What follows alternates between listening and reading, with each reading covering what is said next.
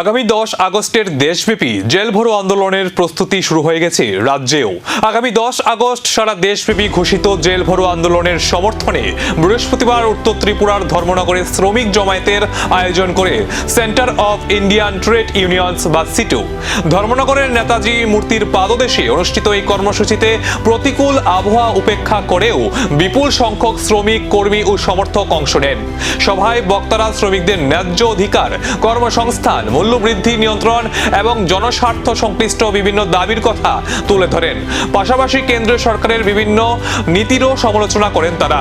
বক্তারা আগামী 10 আগস্টের জেল ভরো আন্দোলনকে সফল করতে শ্রমিক, কৃষক ও সাধারণ মানুষের প্রতি ঐক্যবদ্ধভাবে অংশগ্রহণের আহ্বান জানান। মানুষের জীবন জীবিকাকে রক্ষা করার জন্য আগামী 10ই আগস্ট দেশব্যাপী যে ঐতিহাসিক জেল ভরো আন্দোলন হবে, বিভিন্ন পঞ্চায়েত এবং বিভিন্ন এলাকা থেকে আগত শ্রমিক ভাই ও বোনেরা,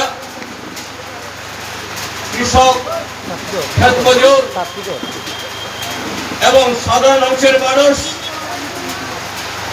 এবং যারা বৃষ্টিতে ভিজে 10 আগস্টের জেল ভরো আন্দোলনে কতটা জনসমর্থন মিলবে এবং এর রাজনৈতিক প্রভাব কতটা পড়বে, এখন সেদিকেই নজর রাজ্যের রাজনৈতিক মহলের।